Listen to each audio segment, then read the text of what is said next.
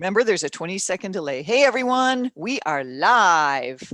Hey, everybody. Welcome back to another episode of Forkless Cafe. My name is Andrew. I'm Hedera Hashgraph's social media manager, and this is where you come for your weekly DLT insights. I'm joined by my co-host, colleague, friend, Sharon, who's going to be taking care of the live chat for everybody.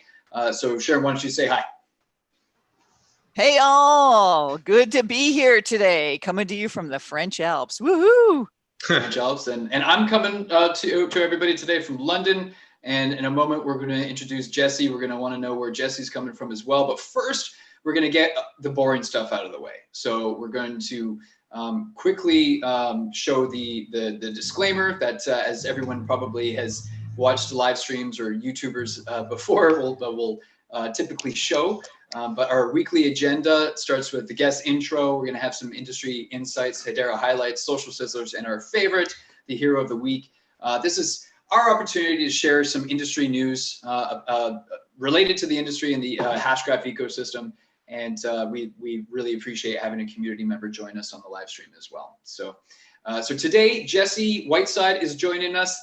Jesse actually became an ambassador, Hedera ambassador, just a few weeks before OA, and recently reached out to me to offer some support in our Telegram group. Many thank yous for that, Jesse, but I would love to give you the floor and give us a little intro on yourself, how you found, discovered about Hedera Hashgraph, and why you wanted to become an ambassador. Give us a little rundown on yourself there. Sure thing. So it's kind of funny how I find myself here on the live stream with both of you after watching a few of them over the past couple of months. And I don't know if you want to tell the funny story or not about how I ended up on here, but you can do that after. I would love to share it, but you tell us about yourself first. Okay, well, I come from a place called Muskoka in Ontario, Canada. And back around 2017, when it was the height of, various different cryptocurrencies out there, I had come across one of the videos from Mike Maloney. And ever since watching that, there's been no looking back. I've wanted to know everything there is to know about the platform and do everything I can to foster its development. So I'm excited to be here, excited to be on the call with you guys, and looking forward to going through everything with you. Right on. Yeah, thanks for sharing that. If you saw a couple of the other Forkless Cafes, you may already know that I was an ambassador with Hedera for a long time in Vancouver before joining the team. And similar situation. I came across a Mike Maloney video, and I felt the need to get access to better quality information, get closer to the horse's mouth, so to speak. Yeah. So I assume that you were following the same train of thought. I mean, there's only so many things in life you come across that you instantly feel strongly about. This was one of them for me. I mean, and I know we'll probably get into a lot on the live stream, but just the applications that this platform could fit into, it's just mind-boggling to me, and the potential that it has to really make some meaningful changes on so many different levels is instantly you gravitate towards it. So exactly. I totally understand where you're coming from when you're voicing those sentiments. Yeah, that's amazing to hear. Thank you for sharing. And selfishly, I'm just grateful to have a fellow bearded Canuck on the Forkless Cafe. I mean, come on, you got it. We got twins today. Yeah, the twin Canadians. Woohoo! And yeah, the quick embarrassing story for those who are interested. I completely mistook Jesse Whiteside for Jesse Danmore, and Jesse Danmore is one of our fellow community members who actually played a guitar and wrote a song on Hedera Hashgraph and some time ago. And I asked Jesse Whiteside if he'd be able to bring his guitar onto Forkless Cafe, and he's like, "Oh, I think you're mistaking me for somebody else." So Jesse Danmore, if you're watching this, next time I'm going to get you on Forkless Cafe with your guitar. Right on. So we can start things off here. Maybe I should start taking over the screen share there. Or yeah, we're going to start off things with the industry insights. I'm going to share my screen. Take over the screen from Sharon here.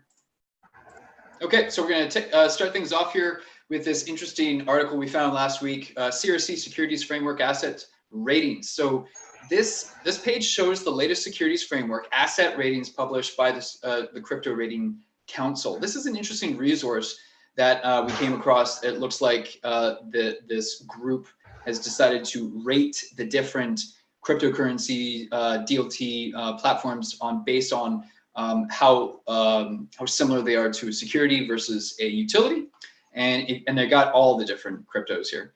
And if you scroll down, you'll see how they rate the score. A score of 1 means the council's analysis found that an asset has few or no characteristics consistent with treatment as a security, and a score of 5 means the council's analysis found that an asset has many characteristics strongly consistent with treatment as a security. But I wanted to highlight this. Excuse me, I wanted to highlight this point down here because actually Jesse and I were just talking something about this just now with regards to the sheer amount of volume of information out there. And they include this little disclosure here that the analysis underpinning each score published here is based on a limited review of factual information publicly available or otherwise made available to the CRC due to the quantity of information, including white papers, web pages, social media posts, videos, seminars, conferences, marketing materials, and other forms of communication, and limitation of their availability. Not all potentially relevant factual information has necessarily been reviewed, and no independent investigation or analysis apart from the CRC's own efforts has been taken to confirm information on which this analysis is based. I just wanted to quickly share that because I can completely understand their sentiment here. The sheer volume of content, of information out there, it's very easy for anyone to get overloaded with information. This was actually the main reason why I decided to become an ambassador all that time ago, well over a year ago, because I was overwhelmed with all the outdated information out there, all the misguided information out there. Some people share information as if it was factual when it was actually more an opinion base. And so I thought becoming an ambassador way back then would get me closer to the source of the information. I could trust the source of the information that much more. But this is clearly another resource that the community can look towards and see how the various projects are compared to one another based off of how likely they are to be considered a security or not. So wanted to share that with everybody. We also got this Wall Street Journal, had to share this. This is very big news that dropped last week. This must be Peter right here, Peter Rodegear. Can't say his name. I'm sure I'm mispronouncing that, but he did a great 6-minute video right here on the fact that PayPal drops out of the Facebook's Libre payments network. So Facebook 3 months ago made I'm sure everyone's already heard about this. I'd be shocked if you're watching the live stream and you haven't heard about Libre. But 3 months ago, Facebook did announce their Libre project, which was intended to be a payments network, global payments network.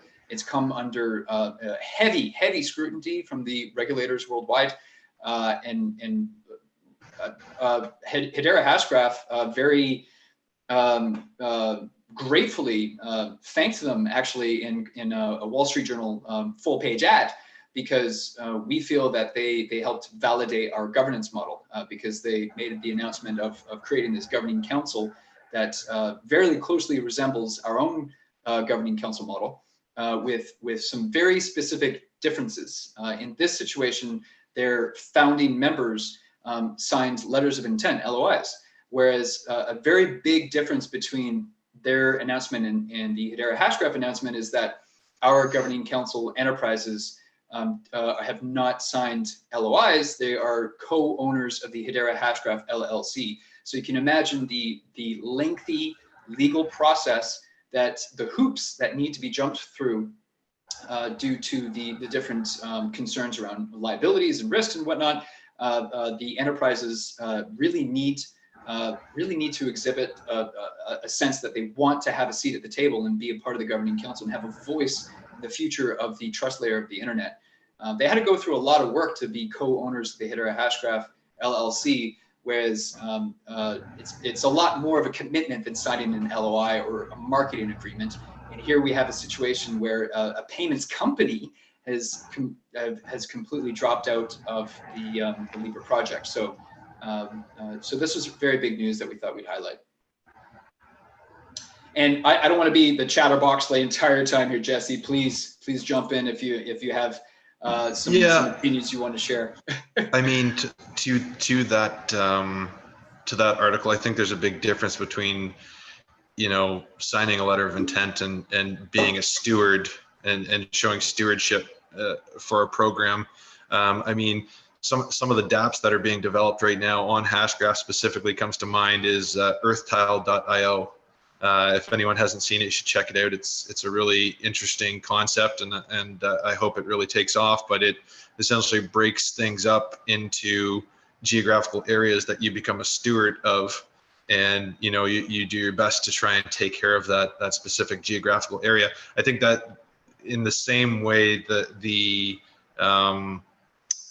council members are, you know, they have the best interests for themselves, obviously, but also for the platform because of the potential it holds for everyone. And I think all the council members realize that, and you know, they have everyone's best interests in mind, given that.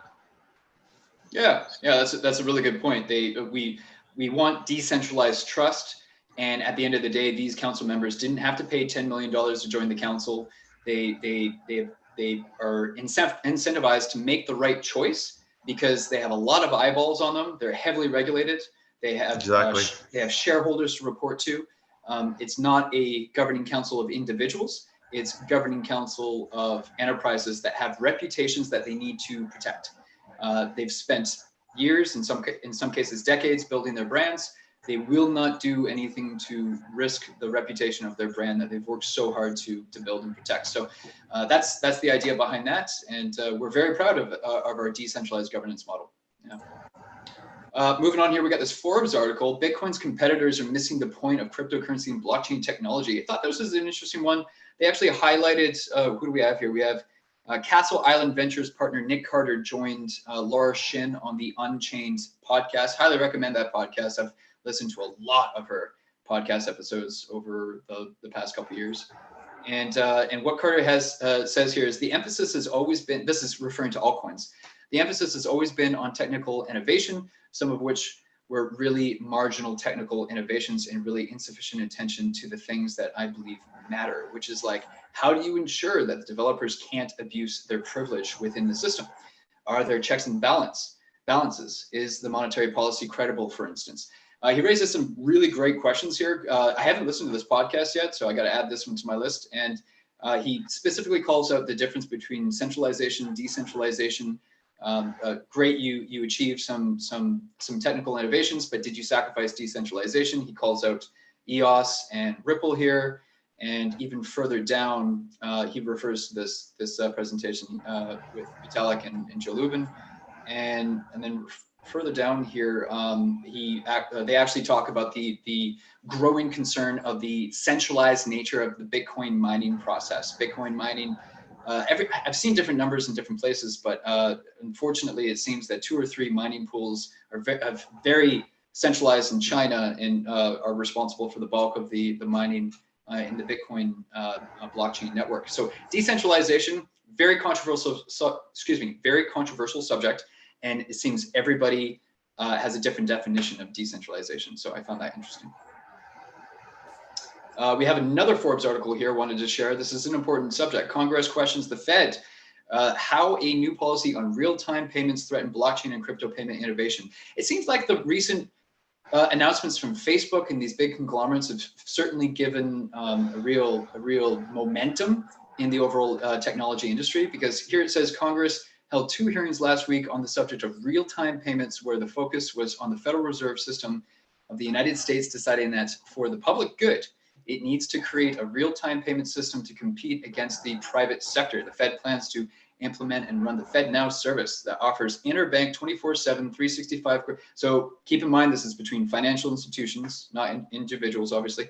FedNow would allow any financial institution to send and receive payments anytime, any day, anywhere, and have full access to those funds within seconds.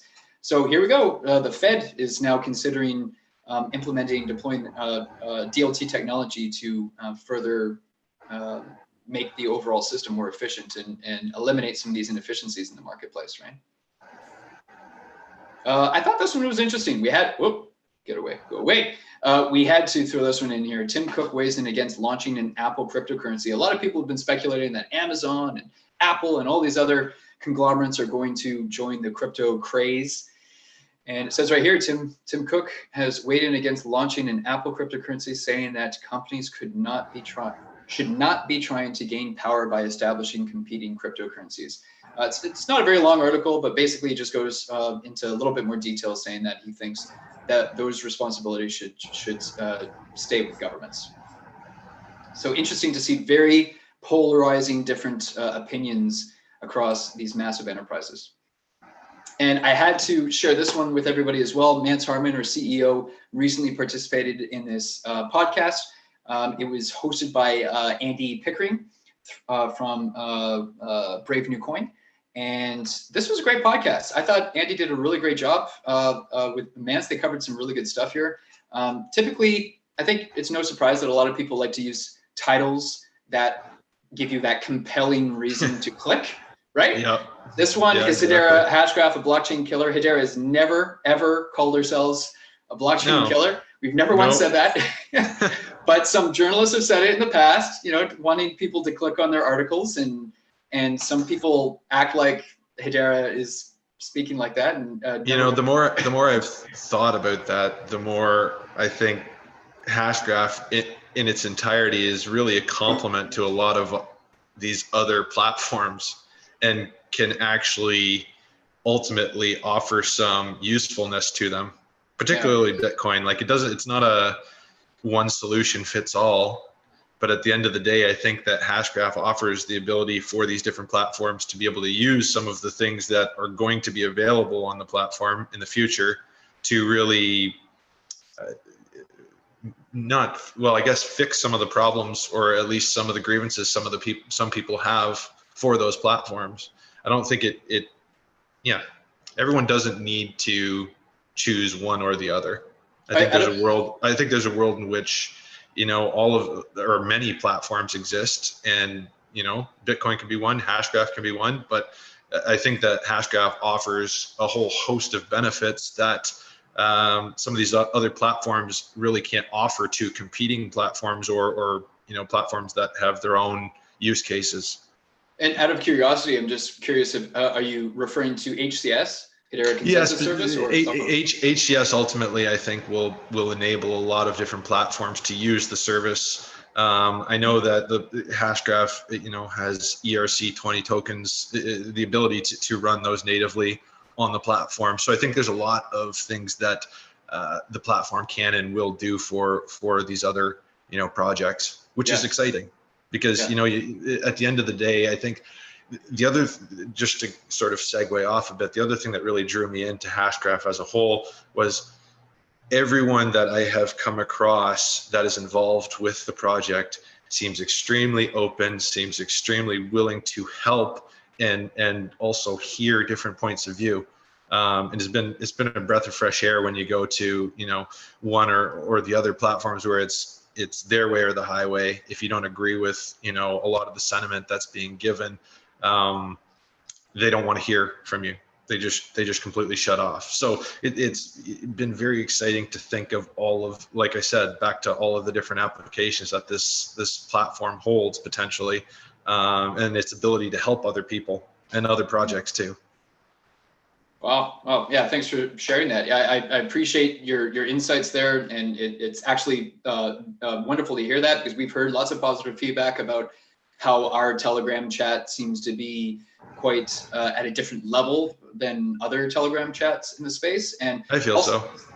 Yeah. And also the other points that I'd love to highlight quickly for everybody is the fact that our co-founders, our executives, have given many presentations on stages around the world over the last couple of years. And under multiple times and multiple interviews, we've always said that you can look at other industries and see that in the beginning, there's always a craze and hundreds or thousands of companies will pop up.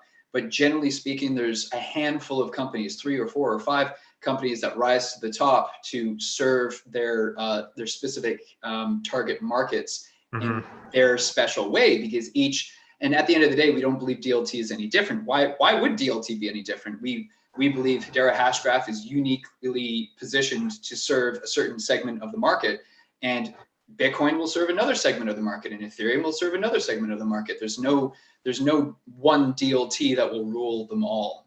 We don't believe that. No, I don't think so. Yeah. So, but yeah, thanks for sharing that, Jesse. Appreciate no problem. Your insight there. That was very cool to hear. So I'll start sharing my screen here again, and we'll wrap up the last couple. So yeah, definitely recommend people to check out this podcast. The interesting I was going to point out here is that's what the title is, but then the key takeaway down here says Hedera is no threat to Bitcoin.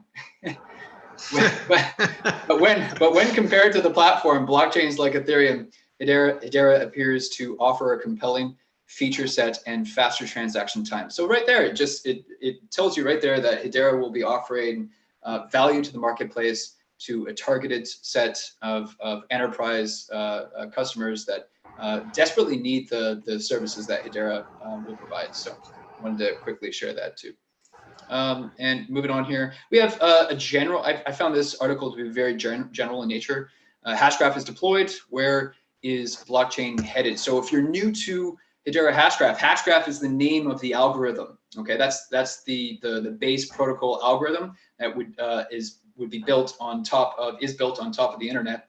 Excuse me, and serves as the trust layer of the internet, and then Hedera is the distributed platform built on top of that we're all using to use dApps and send transactions between one another.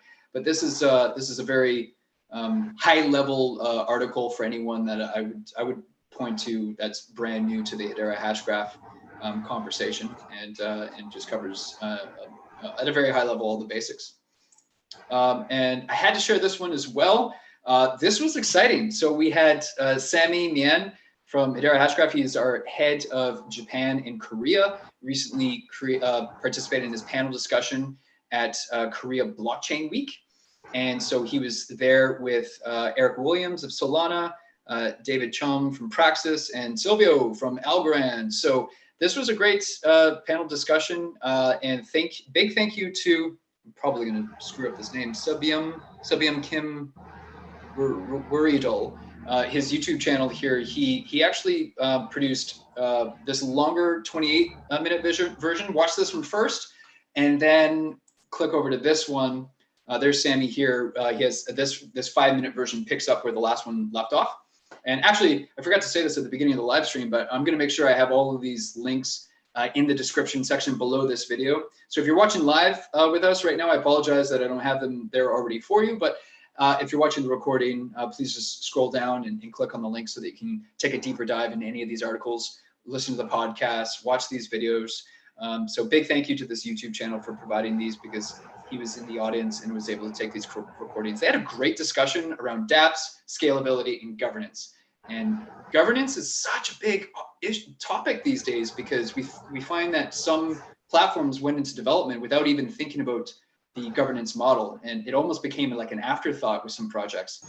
Whereas it is a big pillar that I think is lacking in a lot of different platforms, unfortunately. And I think Hedera has taken it by the horns, so to speak, and made it a focal point to make sure that that's one of the key features of the network is to have a extremely strong governance model. And I think you have to, if you want companies and corporations to be, and everyone, it flows all the way down. If you want people to have trust, you need to foster that and cultivate it.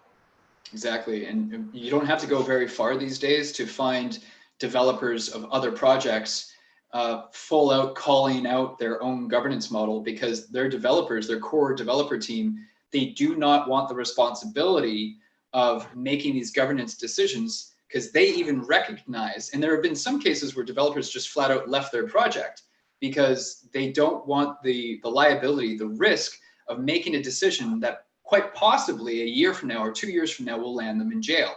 And these developers don't want that responsibility. They're developers. They want to code. They want to do what they care about doing. They don't want the responsibility of governing an entire global network.